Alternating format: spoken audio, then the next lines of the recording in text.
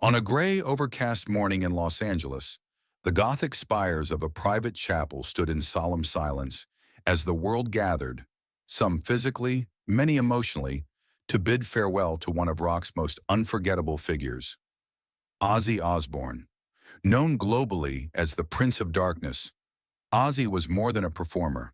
He was an institution, a disruptor, a deeply complex soul wrapped in leather and eyeliner who clawed his way through chaos to build a legacy that transcended music. And now, as fans lit candles outside the gates and mourners filled the pews inside, the time had come to say goodbye. It wasn't a state funeral. It wasn't a public spectacle. And yet, it felt like the whole world was holding its breath. Inside the chapel, the air carried the scent of lilies, sandalwood, and something electric, like the lingering ozone after lightning strikes. Dozens of guitars stood like sentinels near the altar, forming a semicircle around Ozzy's casket, which was draped in black velvet and adorned with silver crosses, dog tags, and one singular red rose. Attendees arrived quietly, many dressed not in traditional black suits, but in band tees, leather jackets, and combat boots. It wasn't irreverence, it was reverence. This was how you honored Ozzy, with truth, with authenticity, and with attitude. The front rows were filled with familiar faces, rock legends, former collaborators and friends. Tony Iommi, Geezer Butler, Slash, Zakk Wylde, and even old rivals came together with bowed heads. But all eyes turned to one figure as she stepped up to the podium. Sharon Osbourne, dressed in a tailored black coat with her signature red hair tied back in a respectful twist. She looked poised, but beneath the surface, her grief was visible in every tremble of her hands. This was not just a wife saying goodbye to her husband. This was a woman laying to rest her partner in madness, her co-conspirator in love and life. And when she finally spoke, her voice cracked not from nerves, but from a love that had been both a battlefield and a sanctuary. "Thank you for loving the man beneath the madness," Sharon began. "He gave you his roar, but I knew his whisper." What followed was not a eulogy, it was an unraveling of decades, of memories stitched together by laughter, pain, and power chords. She spoke of their beginnings, of battles with addiction and fame, of the late-night hospital runs and the early morning songwriting sessions. She described the time Ozzy couldn't walk, but still asked her to carry him to the stage because the fans are waiting. She recalled the gentle way he'd rub her back when she was anxious, the way he'd cry during Disney movies, and how, even in their worst moments, he never let go of her hand. As Sharon spoke, a video montage played behind her. Grainy footage of family vacations, raw backstage moments, Ozzy holding their children, and softer clips, the ones the world never saw. Fans outside, watching from live streams, wept openly. And inside the chapel, grown men who had toured the globe with Ozzy couldn't hold back their tears. This was more than just a tribute. This was a ceremony of authenticity, a reckoning with the imperfect beauty of a man who never claimed to be anything more than he was. And Sharon, in her grief and grace, made sure everyone understood one thing. Ozzy wasn't just her husband, he was her revolution. The introduction to Ozzy Osbourne's farewell wasn't just about death. It was about remembering life in all its chaotic, thunderous glory. It was about honoring a love story written in the margins of hotel notepads, on tour buses, in rehab centers, in backstage green rooms. And it was about acknowledging that, even in death, Ozzy's music, madness, and magic would live on. As the organ began to play the haunting opening notes of "Goodbye to Romance," and as Sharon stepped down from the podium, the truth settled over everyone in attendance.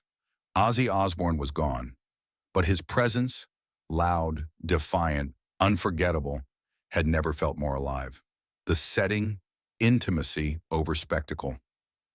The location of the funeral was kept secret until the final hours, with guests receiving private invitations and strict instructions to turn off phones and avoid media interaction.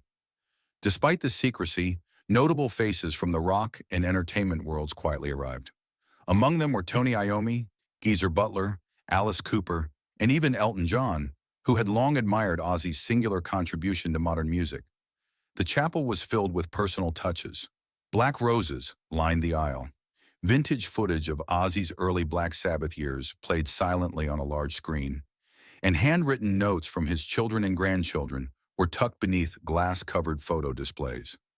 A soft playlist of Ozzy's more introspective tracks, including Dreamer, Road to Nowhere, and Time After Time, played gently in the background, a stark contrast to the wild anthems he was known for. Sharon's tribute, a love letter in disguise. Sharon began her tribute not with anecdotes about fame or career milestones, but with a moment from their first date.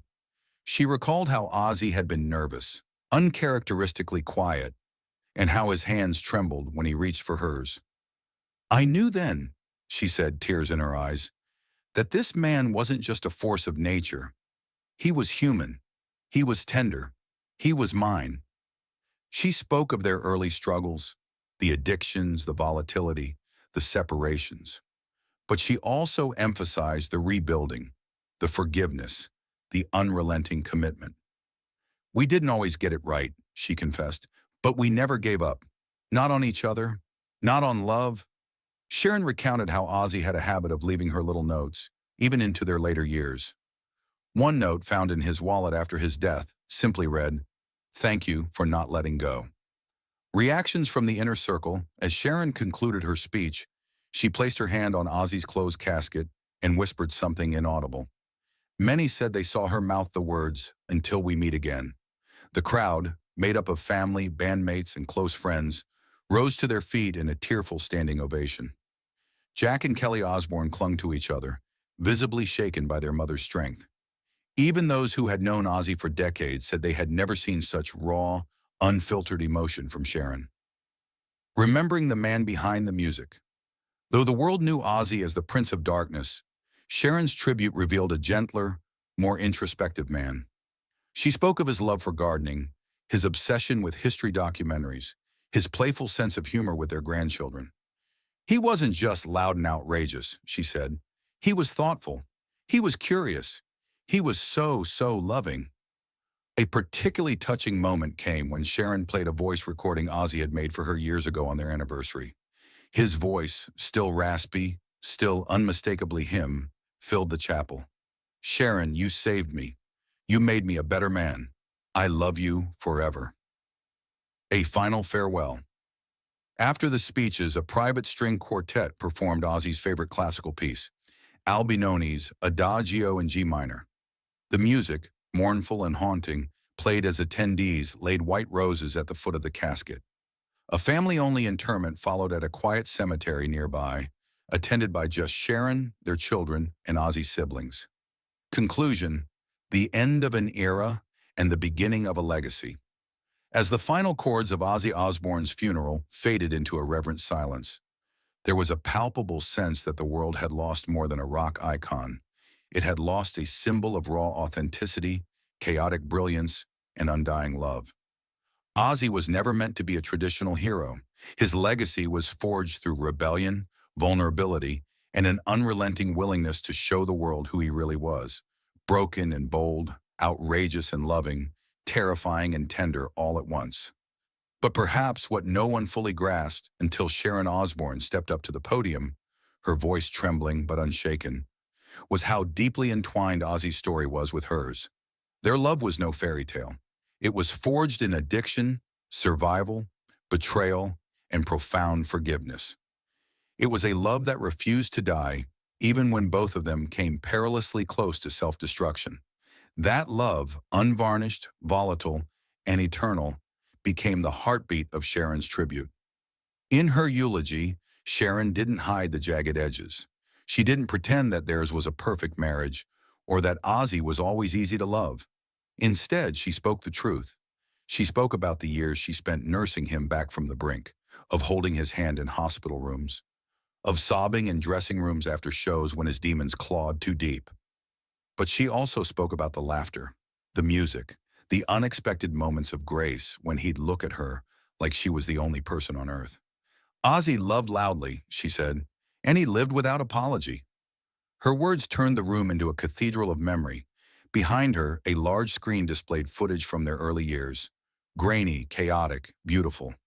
Ozzy goofing off backstage, Ozzy serenading their children, Ozzy clutching her hand during quieter, older moments, the chaos finally tempered by age.